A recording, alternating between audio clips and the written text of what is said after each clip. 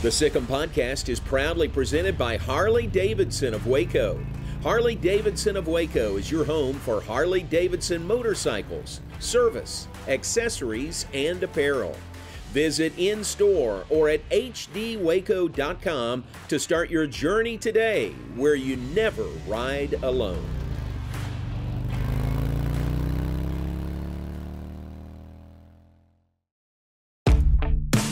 Welcome back to the Sic Em Podcast. I'm your host, John Morris. On today's episode, we get to know Baylor softball's Sydney Collazos, a fifth-year senior from Georgetown, Texas. From the time she stepped on campus in 2021, Sydney has been an important part of Coach Moore's lineups, both on the diamond and in the dugout, as an extrovert and a leader. Now in her final year in the green and gold, Sydney has embraced every moment with her team and is looking forward to pursuing a career in the medical field when her time at Baylor is done. All right, welcome in Sydney Collazos from Baylor Softball. Welcome to the Sic Em Podcast. Thanks for having me. I'm glad to be here. We appreciate it. I say Collazos. Correct. Is that correct? It's very We've correct. had this discussion before. We have. We have. That is correct. Okay. I also get Collazos, which doesn't bother me either. Collazos, okay. What Whatever else have you people heard? think people throw R's into it. They throw all sorts of letters that just aren't in there. Where do you put an R? I don't know. I've heard Carlos, and I'm like, that's not even close. But you know what? Yeah, playing in the away games when they're announcing it, I'm like, golly. I mean, that's more syllables. Yeah. That's a stretch. It's a stretch. It certainly is. But Well, we at Baylor should get it right. So right. I'm glad It only we took do. a couple years. That's great. Just kidding. Very good. Yeah, thanks. From Georgetown, just down the road. When did you start playing softball? Competitively, probably like when I was 8 or 10. Okay. But for the most part, I've been playing for as long as I can remember. Right. But yeah, I remember, having tournaments in other states, probably starting at 8 or 9 years old. Was it's it been a long time. Was it always softball? Did you have other sports in there early on? Not for longer than probably like a season span. Really? It's always kind of been softball. Even in middle school, I think I dabbled in volleyball. I dabbled in basketball too. I went to a really big middle school, and I was actually on the C team. We had a C team in 7th grade basketball. Right. And that was the team I was put on. So no, Gotcha. it was a very short run. I was not very good at anything else. That shapes your future toward softball then, doesn't it? Exactly. Very good. And is there history in your family in sports? Maybe not just softball, but in sports, athletics. Yeah, on my mom's side. My mom ran track in high school, and she played a little bit of softball. My aunt ran track at Tech, and my uncle played football at what's now Texas State. But I was never a runner. My mom was really fast, and my dad runs marathons, but he wasn't he wasn't like a competitive sports player. He just ran marathons for fun, and I just did not get either of those genes. Yeah. But I can play softball. There you go. You play softball very well. well. I can play softball. Was there Baylor in your background, in your family? No. There was 2 Texas schools that were my background. Both my parents went to UT, and then my entire mother's side of the family, for the most part, went to Tech. Right. So everybody wanted me to go to one of those places. Right. So, me and a couple of my cousins actually went to Baylor, but besides that, there's no Baylor history. I really didn't even know about Baylor until my oldest cousin went to Baylor. I was like, I could check it out. Good. And so there wasn't pressure by your family? You need to wear orange. You need to wear red and black or something. There was pressure for Tech. A lot of my aunts and uncles and cousins pressured me to go to Tech. Right. But my mom just wanted me to go wherever, honestly, was closest to her. Yeah. So Baylor was perfect. That or UT, but now that I'm here, she's a UT hater. So. She's a Baylor lover, that's for sure. How about the recruitment process? How'd that go? What was that like? Ooh, that's way back when there was rules to yeah, we recruiting. used to have rules, didn't we? Yeah. Well, we used to not have as many rules. We used to have a lot of loopholes. But yeah, the recruiting process started for, I know, a lot of my class when we were like in middle school. So I first started coming to camps here probably 6th or 7th grade, and me and Casey West actually got recruited around the same time. We were on the same team. And I didn't really know much about Baylor, and I came to a camp because some of my teammates were coming. I was like, fine, I'll go. And I loved it. I loved it. It's the same Christian atmosphere, the same coaching staff that I have now was back then, and it was just extremely welcoming. Nice. And ever since those camps, I've kind of had my heart set on Baylor, and I committed when I was really young. It was the summer between my freshman and sophomore year because you could verbally commit back then. And man, did I get lucky, because making those decisions when you're really young you really don't know. Right. But I really lucked out. I ended up at a great place, and I'm grateful for it. So. That's cool. So the camps, sometimes used as recruiting tools. Probably a lot are, but they're used to, improve your game and learn from college coaches and things like that. Sound like it worked out really well in your case. It did work out really well. Because, man, I mean, never had I been to a softball camp that really emphasized the spiritual side of things. We were having devotionals. The overnight camps, we were doing Bible studies and devotionals before we went to bed. And, I got to go up to the coaches and ask my own questions. It wasn't like the coaches weren't there. Everybody was there. It was awesome. Nice. So you committed to Baylor that early. Did you still hear from other recruiters, other schools, or did they back off after that? They kind of backed off, but Baylor is actually one of the first schools I heard from. I think they were my second offer. And I knew. I was like, I'll take it. Yeah. You don't have to ask me twice. Nice. I want to go there. And if things worked out as well as you hoped they would? Oh, better than I thought they would. Yeah. I'm so blessed. Nice. I'm so blessed. Y'all had senior day recently, last game of the regular season. We were talking about it. I think softball does senior day so well. They stencil your number out there, on the edge of the outfield grass, and they got a video playing and everything. You're such a sentimental type. Did it get to you at all on senior day? Did it get to me? I couldn't stop crying before the game. All my teammates were making fun of me because me and Anna Watson, we couldn't wipe it up. But it was amazing. The creative team, our coaches, everybody was in place and did such an incredible job. There's so many people behind the scenes too that I could thank. But it was perfect. We had a celebration before, just in case of the weather, and after. And all of our families got to be there. It was really, really special. I've seen it because I've been here for a long time. Right. But man, it's a lot different when it's about you. I bet. And I just felt all the love, and it's just come to life what I've felt the past 4 years. So. Wow. So you've watched it for 3 previous years, other seniors, and all of a sudden it's you in the spotlight. I didn't want it to be me, but it was amazing. But no one's ready for their senior day to come. It's a good senior class, too. I think about the accomplishments y'all have during your time here. Mm-hmm. You feel that way? Oh, yeah. It's a special group, even outside of like our softball performances. We have some great competitors, of course, but they're just great people. They're really great people. They're the people that are going to be my friends for the rest of my life. The ones that are, they're going to watch my kids. I'm going to watch theirs, hopefully, if they let me. But yeah, it's just a great group of human beings, and I couldn't be prouder of what each and every one of them has done here, both as a softball player and as a person. So. Nice, right. And it really is, preparing champions for life. It's more than just athletics. It's academics, it's spiritual, it's social, it's community service, it's all those things. Mm-hmm. And it seems like you have really, grabbed hold of all those opportunities and made the most of it. I've certainly tried. Mm-hmm. I have certainly tried, but man, I have so much support and so many resources. They really do prepare us for life, as you said, to be champions for life. Are you, if somebody comes up to you and says, hey, you play softball, what position you play? What's your answer? What's your first thought there? Wherever they put me. Right. I'm just kidding. But catching is my first love. I will say that. It's what I've done my entire life. I really didn't play infield until I got here. Huh. I lied to them and told them I did, and then they kept me there.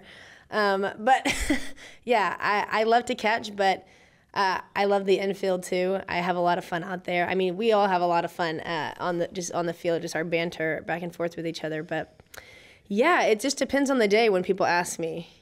What do I play? It's right. Really wherever they put me. Where do I want to play? Center field, but we won't put me there. Ah, there you go. Have you played other positions besides any time during your career? Anything besides catcher and third base?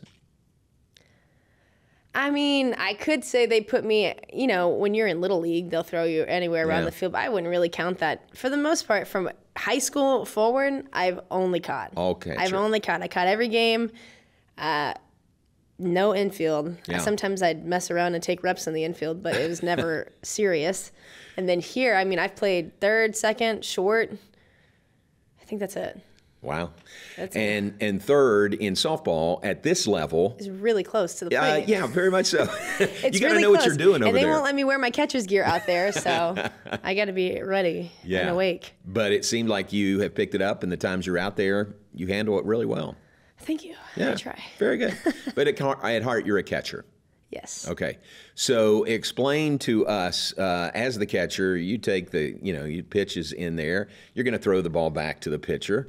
Easy kind of catch, pitch, throw it back. Right. But you make it just a little bit different, right? Right. What is that? Where's that come from? That's a great question. I have no idea where it comes from. Really? Have you always done it? I haven't always done that. I've always struggled to throw it back to the pitcher. Probably, since high school on. And my little routine has always changed, but for the last 3 years, that's what it wanted to be. I didn't come up with that. I just kind of let my body do what it wanted to do, and for some reason, that's what it wanted to do. Yeah. So I do it because it works. I gotcha. The ball gets there. Nothing wrong with it at all. I mean, you get the ball back to the pitcher. It gets there eventually. And if you have to, throw out a base runner, you're not doing that. It's not a problem for me. Yeah. No. Yeah, I get questioned all the time. It's just who you are. It's just right? who I am. Is that fair? Yeah, it is fair. And I'm sure you're familiar with the yips. I've heard of, yes. Yes, that's yips. what it is essentially. And Really? that's kind of been my way navigating around that. Huh. Yeah, and I did an article last year around this time with D1 Softball, that platform. Just kind of because I was getting so many questions, and amazingly, I got so much positive feedback from it.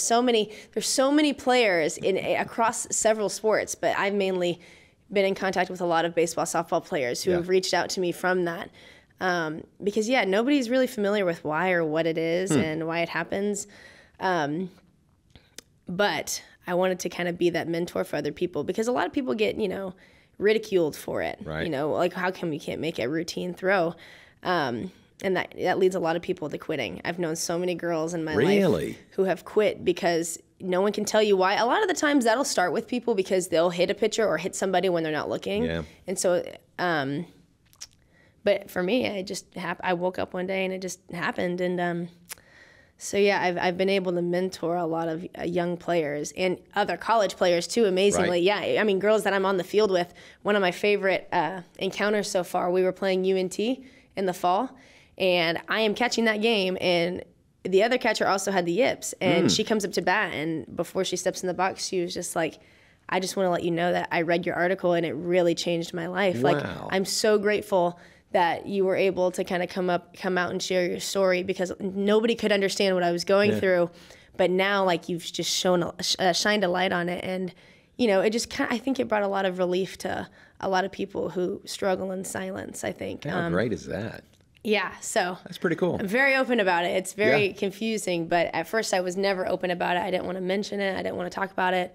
But now, Now I'm you're the very queen. open about it. Now you're the queen of the yips. Yeah, seriously. People come to you for advice. If that's what you want to call me, but yeah. That's great, though, that you can use that and turn it. I mean, it's not a negative, but you can turn it into a positive. Right. Showing other, players that they're not the only ones. Right. And I throw out runners, so I do what matters. I love it. That is really cool.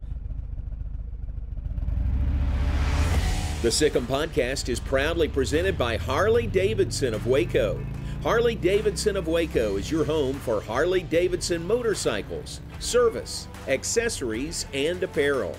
Visit in-store or at hdwaco.com to start your journey today, where you never ride alone.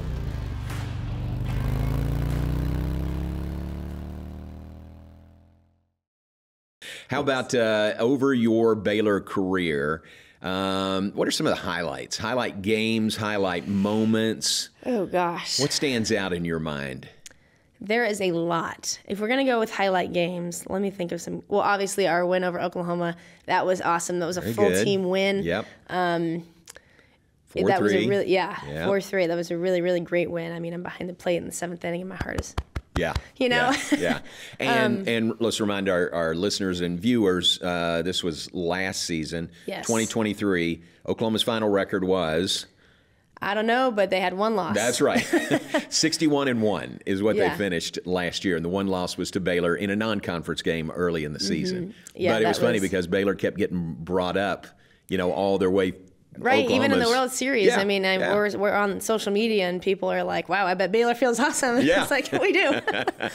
That's a good one. That was a good win. Last year we swept Texas. That was a really fun series because we were pretty beat up too. We had a freshman pitcher and a sophomore pitcher.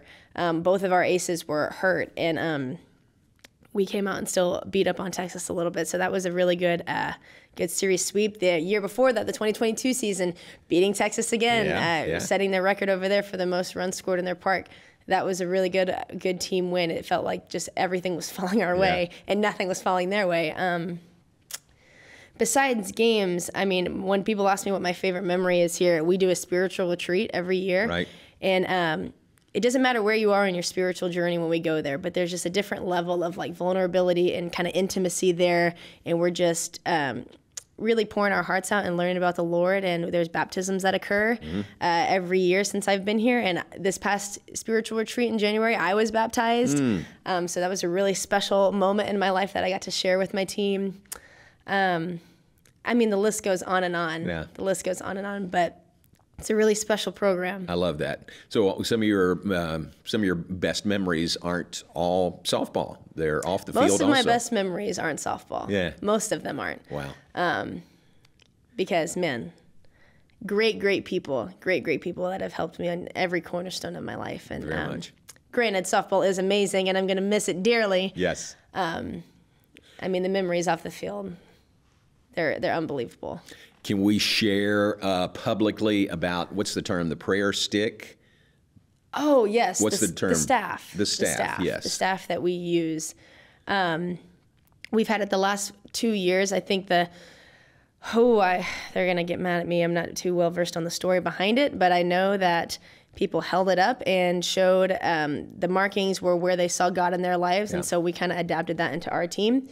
And so every so often we go, and if something happens to us, we're like, man, this was a real God moment for me, we'll go and share it with our team, and we'll mark the staff, and we'll take it to series with us away on the road. And our goal at the end is to kind of raise it up when we're at the World Series, because that's the biggest softball platform you can have, and you get to expose that many people to the greatness of God. And so that's kind of our use of that. It's really special. I really enjoy that tradition that we've recently started. It's very cool. I hope you have that opportunity to lift it up in the World Series. Me too. That would be very fun. But even if you don't, it's still something that's with you all the time. You travel with it. And I'm sure people look and say, what's that? And you get to share the story about it. Exactly. And we still have an incredible platform that we get to, and people do ask us, and we get to share that story. But also I think it redirects our focus onto what's really important, because it's easy to get caught up in, the wins and losses and our failures and our victories and our earthly things, right? And I think that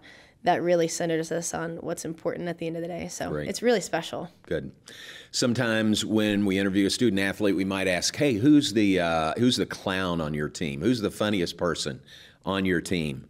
Who would it be on the softball team?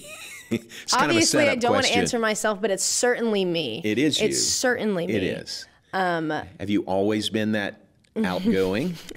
I have always been this outgoing. With the exception of my freshman year. I was a little more in my shell.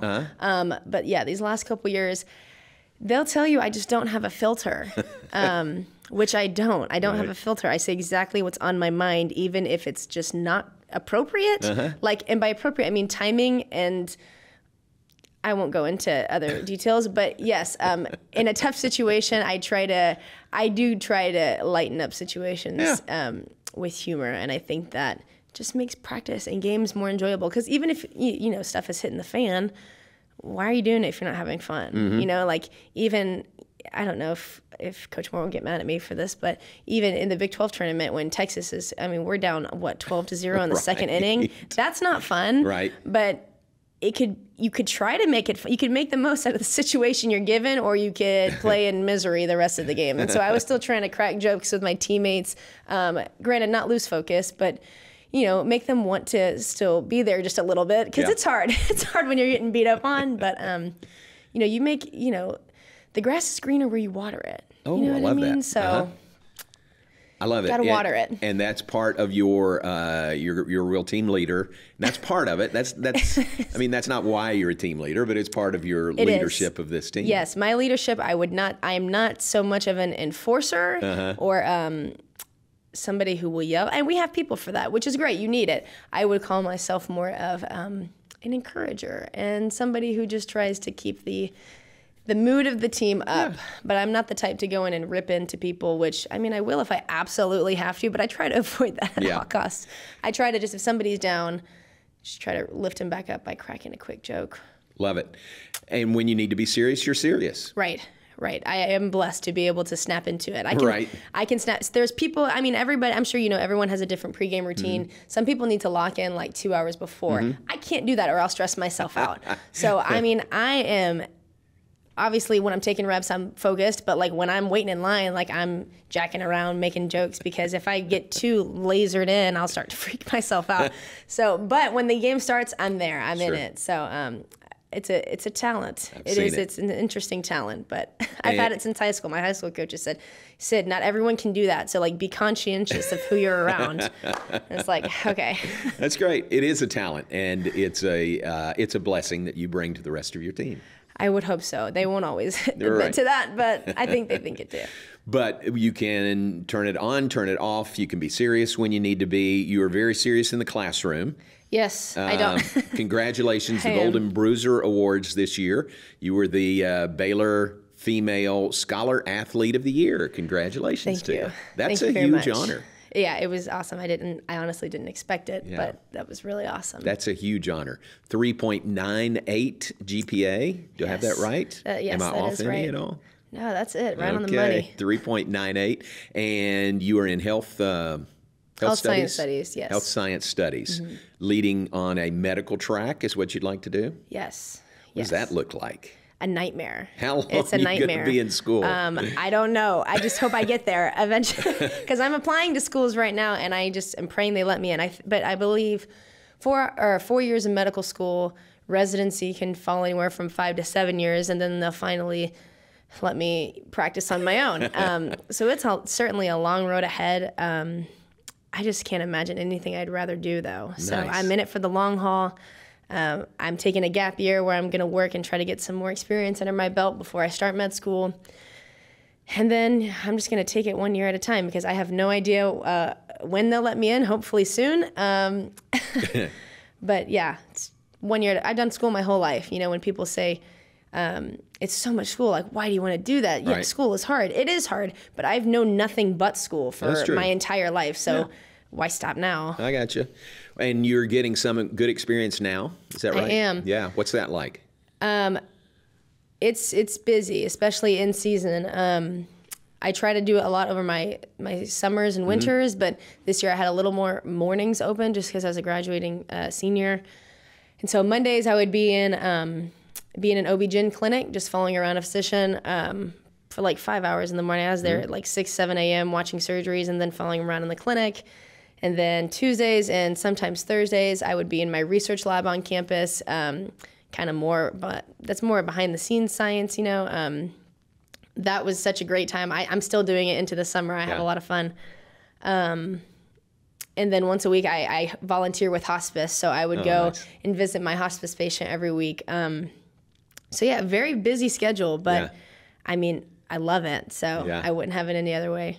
Some people might say, here's this wisecracking catcher who can't make a straight throw back to the pitcher, and she's going to be my doctor?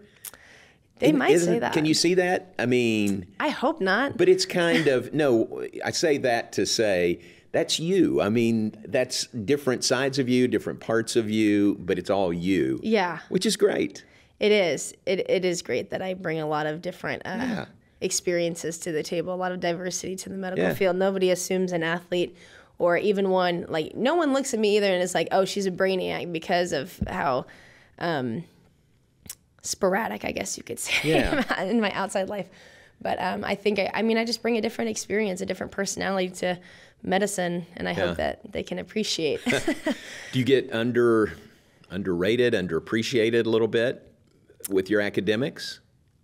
3.98 at Baylor, that's saying something. It is. As I said kind of earlier, people don't expect it out of me. Mm-hmm. No one expects that really out of athletes in general, but I think I kind of use it as a motivator, especially, I know I've spoken on a podcast before about this, but, especially as a female athlete, when I'm in the clinic, people will mistake me for a nurse or a medical assistant, which is, it's fine. They're extremely vital in healthcare, but people assume that females have to, assume female-dominated roles. And so that's kind of a motivator for me too. People don't expect athletes, more or less female athletes, to have to want to be a doctor, or they think it's just like a crazy dream. And so I think that kind of lights a fire under me too, is to be able to kind of, bring more representation, but also prove people wrong. Sure. It's a great motivator. Which direction do you want to go? Which branch? Specialty. Which specialty? Specialties. I really love OB-GYN right now. That's where I'm at right now. I've been with a lot of specialties. There are some that I thought I would like that I really don't like, and some that I thought I didn't like that I really enjoy. I haven't really narrowed my options, though, because medical school, they'll take you around several specialties as well. So I'm just I love OB-GYN right now, but I'm trying to keep an open mind because obviously it's a very long road. I have plenty of time to figure that out. So. Very cool. Glenn, by the way, Coach Moore says he's really helped you with your studies through your time here. So sure. Right. Just thought we'd get that in. What, shout out Coach Moore, my tutor. What about the staff? Coach Moore and Britt and Hoot, who was a catcher himself. Yes. How much has Hoot helped you during your time here? Hoot, they're all incredible. Hoot is amazing, and he'll tell you he's my tutor too. He will. Yeah. Oh yeah, he will. They grow us as players. They all know the game so well. But it's really just, I could call Coach Moore, Coach Hoot, and they'll come change my tire if my tire explodes on the road. And I could call Coach Newman or Coach Diaz or Danny and cry over a breakup with them. It's that kind of, we have a family dynamic there. So they're extremely knowledgeable and they've grown me as a player, but they're just incredible people. I'll say it again and again because I know that, even when I'm no longer their responsibility, when I graduate, I could still call them and, they would come meet me wherever I am and help me out. So they're incredible. It's an incredible staff. Yeah. And I think they'd be hurt if you didn't call them. Oh, they and so didn't will. ask them when you needed something. And they're going to want that free health care down the road. Just kidding. I always joke with Coach Moore and Coach Hoot and tell them that when I'm an OB-GYN, I'll give them free health care. That's good. Because obviously, right. They're lifelong mentors for me, and I'm very appreciative. Which is fun. I know you've seen it through the years. The former players who come back and they have alumni weekends, and there's just such a bond there. If you've played here and if you played for this staff, you're part of Baylor softball forever. Right. And I think this year was the first time we did a real alumni weekend where we brought everyone on the field. And I watched those girls when I was young, and so seeing them still have that connection here, that was really special. Yeah. It was really heartwarming, and they all have their children and their families, but they know where home is at the end of the day, and I thought that was really, really cool. And it gives me peace knowing that, I will still be very much part of this family even 10 years down the road, 10, 20 years down the road. Very much so. That's cool. All right, final question, Dr. Collazos. We like to ask everyone on the Sic Em Podcast, when your time at Baylor is done, how would you like for everyone to remember Sydney Collazos? Oh, wow. How would I like for them to remember me? That's a really tough question. Take your time. We got time. Wow.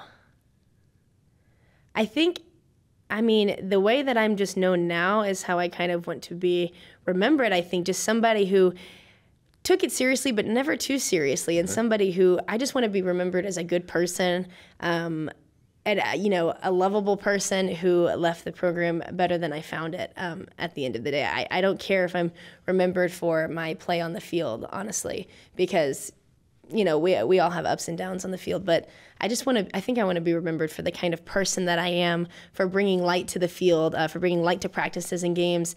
That's kind of the legacy I want to leave here. And I hope that I've left it better than I found it. I really feel like I did. And I hope that I can pass the torch to all of my fantastic teammates who I know are going to take good care of the program. That's terrific. Great answer. You've left your mark for sure. Thank you. And we wish you nothing but the best in the future. Thank you so much. Thank you. Thanks again for joining us on the Sic Em Podcast, a sport and story production. If you enjoyed this conversation with Sydney Collazos, head over to BaylorPlus.com or the official Baylor Athletics YouTube channel, where you can watch the premium video version of this podcast. Be sure to subscribe to the show wherever you get your podcast, leave a review, and tell your friends about us. I'm your host, John Morris, and I hope you'll join us next week on another edition of the Sic Em Podcast.